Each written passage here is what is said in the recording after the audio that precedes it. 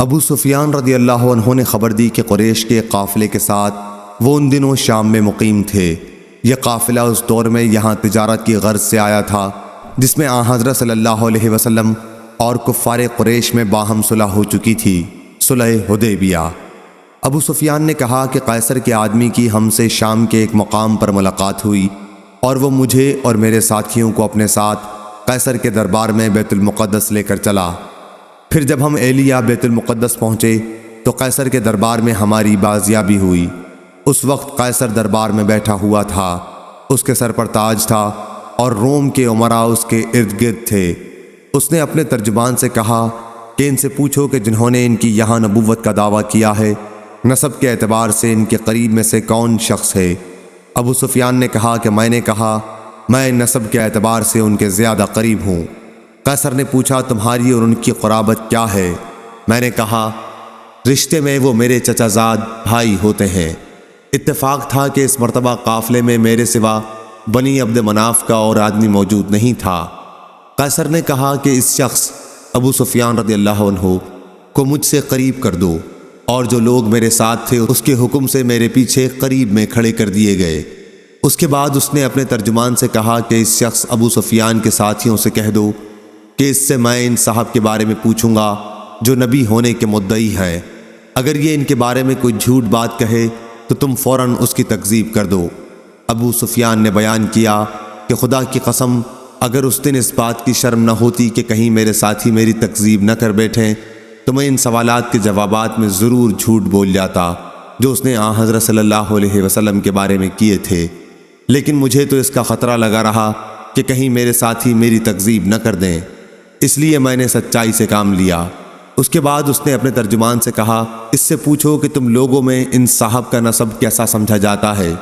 میں نے بتایا کہ ہم میں ان کا نسب بہت عمدہ سمجھا جاتا ہے۔ اس نے پوچھا اچھا یہ نبوت کا دعویٰ اس سے پہلے بھی تمہارے یہاں کسی نے کیا تھا؟ میں نے کہا کہ نہیں۔ اس نے پوچھا کیا اس دعویٰ سے پہلے ان پر کوئی جھوٹ کا الزام تھا؟ میں نے کہا کہ نہیں۔ اس نے پوچھا ان کے باپ دادوں میں کوئی بادشاہ گزرا ہے؟ میں نے کہا کہ نہیں۔ اس نے پوچھا تو اب بڑے امیر لوگ ان کی اتباع کرتے ہیں یا کمزور اور کم حیثیت کے لوگ؟ میں نے کہا کہ کمزور اور معمولی حیثیت کے لوگ ہی ان کے زیادہ تر ماننے والے ہیں۔ اس نے پوچھا کہ اس کے ماننے والوں کی تعداد بڑھتی رہتی ہے یا گھٹتی جا رہی ہے؟ میں نے کہا جی نہیں، تعداد برابر بڑھتی جا رہی ہے۔ اس نے پوچھا کوئی ان کے دین سے بیزار ہو کر اسلام لانے کے بعد پھر بھی گیا ہے کیا؟ میں نے کہا کہ نہیں۔ اس نے پوچھا انہوں نے کبھی وعدہ خلافی بھی کی ہے؟ میں نے کہا کہ نہیں، لیکن آج کل ہمارا ان سے ایک معاہدہ ہو رہا ہے اور ہمیں ان کی طرف سے معاہدے کی خلاف ورزی کا خطرہ ہے۔ ابو سفیان نے کہا کہ پوری گفتگو میں سوائے اس کے اور کوئی ایسا موقع نہیں ملا جس میں کوئی ایسی بات جھوٹی ملا سکوں جس سے حضرت صلی اللہ علیہ وسلم کی توہین ہو اور اپنے ساتھیوں کی طرف سے بھی جھٹلانے کا ڈر نہ ہو۔ اس نے پھر پوچھا کیا تم نے کبھی ان سے لڑائی کی ہے یا انہوں نے تم سے جنگ کی ہے؟ میں نے کہا کہ ہاں۔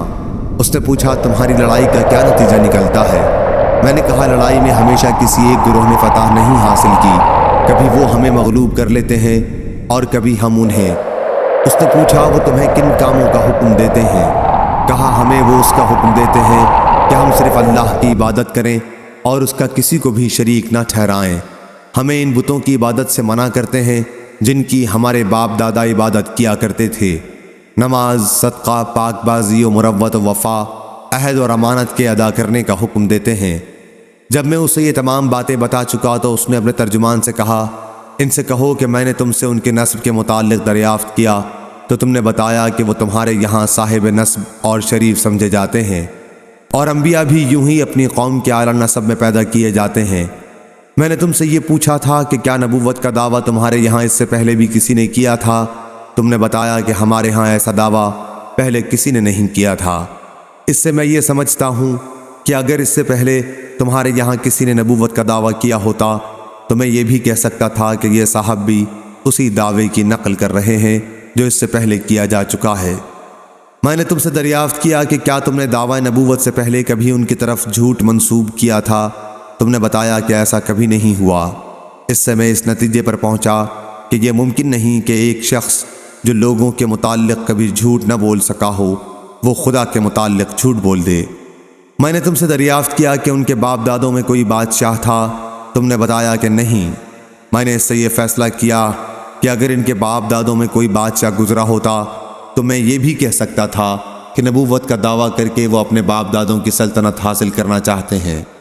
میں نے تم سے دریافت کیا کہ ان کی اتباع قوم کے بڑے لوگ کرتے ہیں یا کمزور اور بے حیثیت لوگ، تم نے بتایا کہ کمزور غریب قسم کے لوگ ان کی تابعداری کرتے ہیں، اور یہی گروہ انبیاء کی ہر دور میں اطاعت کرنے والا رہا ہے۔ میں نے تم سے پوچھا کہ ان تابعداروں کی تعداد بڑھتی رہتی ہے یا گھٹتی بھی ہے، تم نے بتایا کہ وہ لوگ برابر بڑھ ہی رہے ہیں۔ ایمان کا بھی یہی حال ہے یہاں تک کہ وہ مکمل ہو جائے۔ میں نے تم سے دریافت کیا کہ کیا کوئی شخص ان کے دین میں داخل ہونے کے بعد کبھی اس سے پھر بھی گیا ہے؟ تم نے کہا کہ ایسا کبھی نہیں ہوا۔ ایمان کا بھی یہی حال ہے، جب وہ دل کی گہرائیوں میں اتر جائے تو پھر کوئی چیز اس سے مومن کو ہٹا نہیں سکتی۔ میں نے تم سے دریافت کیا کہ کیا انہوں نے وعدہ خلافی بھی کی ہے؟ تم نے اس کا بھی جواب دیا کہ نہیں۔ انبیاء کی یہی شان ہے کہ وہ وعدہ خلافی کبھی نہیں کرتے۔ میں نے تم سے دریافت کیا کہ کیا تم نے کبھی ان سے یا انہوں نے تم سے جنگ بھی کی ہے؟ تم نے بتایا کہ ایسا ہوا ہے، اور تمہاری لڑائیوں کا نتیجہ ہمیشہ کسی ایک ہی کے حق میں نہیں گیا، بلکہ کبھی تم مغلوب ہوتے ہو اور کبھی وہ۔ انبیاء کے ساتھ بھی ایسا ہی ہوتا ہے، وہ امتحان میں ڈالے جاتے ہیں لیکن انجام انہی کا بہتر ہوتا ہے۔ میں نے تم سے دریافت کیا کہ وہ تم کو کن کاموں کا حکم دیتے ہیں؟ تم نے بتایا کہ وہ ہمیں اس کا حکم دیتے ہیں کہ اللہ کی عبادت کرو، اس کے ساتھ کسی کو شریک نہ ٹھہراؤ، اور تمہیں تمہارے ان معبودوں کی عبادت سے منع کرتے ہیں جن کی تمہارے باپ دادا عبادت کیا کرتے تھے۔ تمہیں وہ نماز، صدقہ، پاک بازی، وعدہ وفائی اور ادائے امانت کا حکم دیتے ہیں۔ اس نے کہا کہ ایک نبی کی یہی صفت ہے۔ میرے بھی علم میں یہ بات تھی کہ وہ نبی مبعوث ہونے والے ہیں، لیکن یہ خیال نہ تھا کہ تم میں سے وہ مبعوث ہوں گے۔ جو باتیں تم نے بتائیں اگر وہ صحیح ہیں تو وہ دن بہت قریب ہے جب وہ اس جگہ پر حکمران ہوں گے جہاں اس وقت میرے دونوں قدم موجود ہیں۔ اگر مجھے ان تک پہنچ سکنے کی توقع ہوتی تو میں ان کی خدمت میں حاضر ہونے کی پوری کوشش کرتا، اور اگر میں ان کی خدمت میں موجود ہوتا تو ان کے پاؤں دھوتا۔ ابو سفیان نے بیان کیا کہ اس کے بعد قیصر نے رسول اللہ کا نام مبارک طلب کیا اور وہ اس کے سامنے پڑھا گیا۔ اس میں لکھا ہوا تھا، ترجمہ: شروع کرتا ہوں اللہ کے نام سے جو بڑا ہی مہربان نہایت رحم کرنے والا ہے۔ یہ خط ہے محمد اللہ کے بندے اور اس کے رسول کی طرف سے روم کے بادشاہ ہرقل کی طرف۔ اس شخص پر سلامتی ہو جو ہدایت قبول کر لے۔ اما بعد، میں تمہیں اسلام کی دعوت دیتا ہوں۔ اسلام قبول کرو، تمہیں بھی سلامتی و امن حاصل ہوگی، اور اسلام قبول کرو، اللہ تمہیں دوہرا اجر دے گا۔ ایک تمہارے اپنے اسلام کا اور دوسرا تمہاری قوم کے اسلام کا جو تمہاری وجہ سے اسلام میں داخل ہوگی، لیکن اگر تم نے اس دعوت سے منہ موڑ لیا تو تمہاری رعایا کا گناہ بھی تم پر ہوگا۔ اور اے اہل کتاب، ایک ایسے کلمے پر آ کر ہم سے مل جاؤ جو ہمارے اور تمہارے درمیان ایک ہی ہے، یہ کہ ہم اللہ کے سوا اور کسی کی عبادت نہ کریں، نہ اس کے ساتھ کسی کو شریک ٹھہرائیں، اور نہ ہم میں سے کوئی اللہ کو چھوڑ کر آپس میں ایک دوسرے کو پروردگار بنائے۔ اب بھی اگر تم منہ موڑتے ہو تو اس کا اقرار کر لو کہ اللہ تعالیٰ کے واقعی فرما بردار ہم ہی ہیں۔ ابو سفیان نے بیان کیا کہ جب ہرقل اپنی بات پوری کر چکا تو روم کے سردار اس کے ارد گرد جمع تھے۔ سب ایک ساتھ چیخنے لگے اور شور و غل بہت بڑھ گیا۔ مجھے کچھ پتہ نہیں چلا کہ یہ لوگ کیا کہہ رہے تھے۔ پھر ہمیں حکم دیا گیا اور ہم وہاں سے نکال دیے گئے۔ جب میں اپنے ساتھیوں کے ساتھ وہاں سے چلا آیا اور ان کے ساتھ تنہائی ہوئی تو میں نے کہا کہ ابن ابی کبشہ مراد حضور اکرم صلی اللہ علیہ وسلم سے ہے، کا معاملہ بہت آگے بڑھ چکا ہے۔ بنو الاسفر رومیوں کا بادشاہ بھی اس سے ڈرتا ہے۔